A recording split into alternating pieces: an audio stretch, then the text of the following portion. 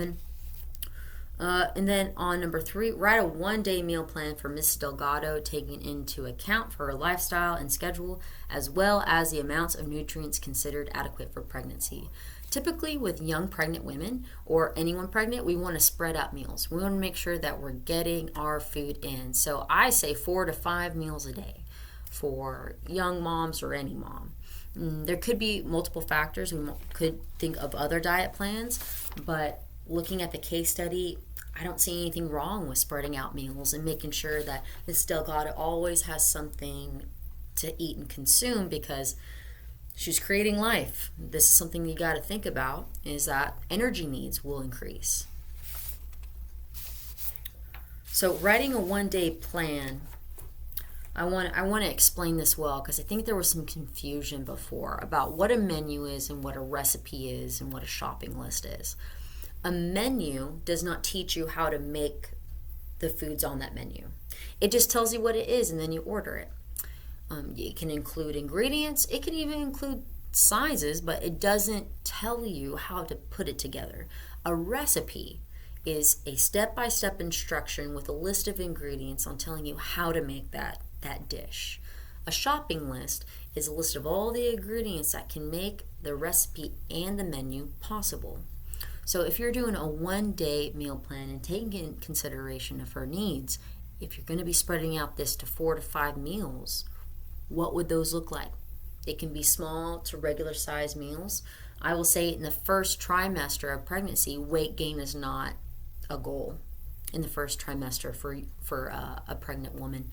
It's really the second and the third trimester that we will be noticing weight gain at a healthy rate. So weight gain is not a huge concern. My thing would be to tell Mrs. Delgado, enjoy your food, eat till you're satisfied. If you need more food, then even record it. A food diary is actually really important to take in consideration for a young mom or any mom. So think about a food diary even. I think you can even put in a food diary in problem 2. You can include that into your answer number 2. But with this one-day meal plan, you want to include the time. You want to include the meal. What is the meal? Is it breakfast, snack, lunch, dinner? And what does that entail? So you include the ingredients. And you could include, just like the menu name, like chicken quesadilla with a side of cantaloupe, a half cup of cantaloupe, and 8 ounces of milk. And it can be 1%, it can be 2%, you can do almond milk. So that would be kind of an example of like a menu item for that day and time. And it's just one day. So make sure it's detailed and make sure that it covers green leafy vegetables, red, orange, yellow vegetables, and fruits. And then think about the meats included, what kind of meats that Mrs. Delgado should have. I would see even red meat would be appropriate for Mrs. Delgado once in a while, just because of that iron level in red meat associated with a vitamin C source to increase that iron absorption. And then also talk about the milk products, cheeses, milk. Again, try to make a menu that's really wrapped around what Mr. and Mrs. Delgado are missing out of their diet, just from this initial counseling session discussed in the case scenario. So really try to find menu items like that. You can find all kinds of examples online. If you find an online source, make sure APA site. APA site. Now, when writing, so number 4, you write a lesson plan for a group session. So this is that mock session that we were talking about. On a session on nutrition during pregnancy, include a general description, behavioral objectives, content outline, teaching methods and materials, and evaluation tool or tools you would use. An example would be a pre and post test. You are more than welcome to discuss a pre and post test for the program. There are many other evaluation tools you can use. Research online for other evaluation tools. Again, make sure to cite if you do. So looking at a general description, what do you want to do for a general description? What does your program entail? What is it about? What is the purpose? And how many people are you going to have in your program? That would be a good general description. Now, a behavioral objective is what will the people be able to do throughout the program. So setting little objectives, little goals throughout the program. Like Mr. Mental Delgado at this time of the day will learn how to cut an onion. And at this time they'll know how to use olive oil and saute onion and garlic. So they can prepare like a nice veggie side dish for their dinner. Like that could be a goal and objective because they did say that they don't feel very confident cooking. That's something to think about. Now, and there's many other objectives you can choose, like being able to create a shopping list, being able to prepare baby formula, being able to create snacks and pre-prep meals throughout the week. That would be another objective you can do.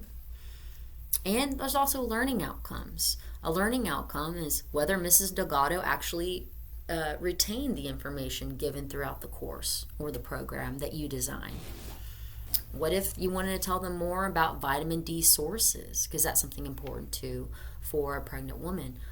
And you can even talk about the, in order to increase your absorption of iron, match a vitamin C source with a protein source. And that could be even a course objective that Mr. and Mrs. Delgado are able to learn, retain, and then actually put into action and utilize that information in their daily lives.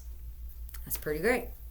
Now, your content outline is basically the course just in an outline of when it starts, what's the timeline, the schedule, the objectives to meet in the schedule. So that's kind of like that outline that we want to talk. And then on teaching methods, is it a lecture course? Is it a class discussion? Are there going to be games? Are there prizes? Is there something that you're going to construct? Is there hands-on learning involved? The evaluation tools that you can use are even comments of a focus group. A focus group evaluates on their opinion on the program, areas to improve, areas that are great. So focus groups are used as an evaluation tool.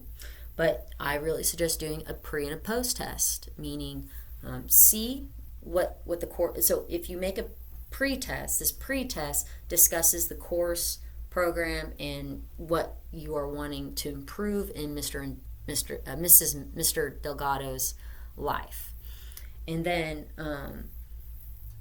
on the post test, give them the same test, but they should be able to answer the questions even more because now they have that confidence and the knowledge to answer those questions. So a pre-test kind of shows you where someone is on education, and then the post-test tells you, okay, now they really improved in these areas of knowledge or these learning outcomes. That's kind of what a pre and post-test do to evaluate a program. And then also a food frequency survey is possible where this course program teaches you how to include more fruits and vegetables in your diet, and then towards the end of the program or later down the road, you get this survey later, and then you write down, I've increased my intake of greens, oranges, reds, and yellow fruits and vegetables. And so you can even just use a food frequency as a post-test to the program. And a food frequency questionnaire can also help you evaluate what kind of program you want to make. Because if someone tells you, or a group of people tell you, they're not having milk products, you can make your program wrapped around the need for calcium and sources of calcium to help and promote bone growth. And skeletal structure, which is very important for a pregnant woman.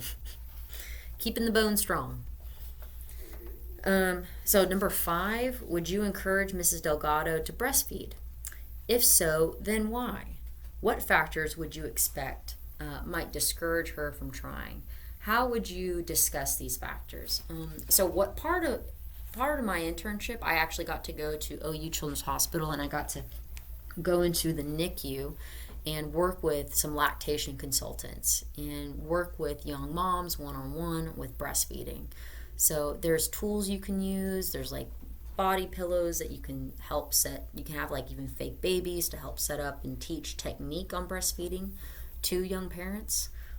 Actually, I remember a case where This was this couple's second child, and the mother didn't feel confident to do lactating with the second baby because the first baby ripped her nipple off.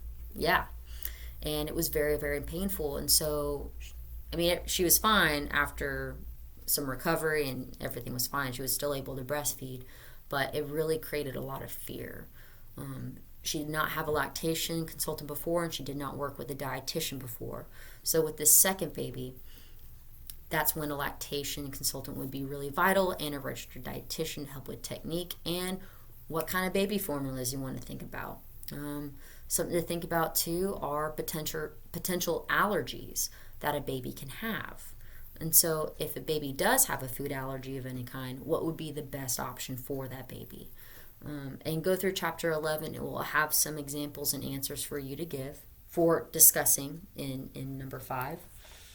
You can talk about the nutritional differences between breast milk and pre-made formula milk, and what does pre-made formula baby milk actually have. Does breast milk have more protein than the other? Does baby formula have more calories than the breast milk? I mean, these are all things that you can talk about and find in chapter 11 of your textbook. And I personally would definitely encourage Mrs. Delgado to breastfeed. It's a personal choice, of course. And the reason why I would encourage breastfeeding is because there's a really great connection that you build with the baby. Also, there's really great bacteria. Clostridium is really important for the baby to have in their diet. Brings lots of antibodies, builds their immune system, and gives them some calories throughout the day, and also to promote those poopy diapers. We want our babies to have lots of poopy diapers. And they will come in all kinds of colors too. So just FYI, if you've not had a kid before. If you have a kid, you know about that. So that's really it for case study 2. Sorry if I kind of jumbled around on some of the verbiage. It's kind of tough not talking to someone specifically and just talking to a screen, but I wanted this pre-recorded so anyone can go back and watch this over again.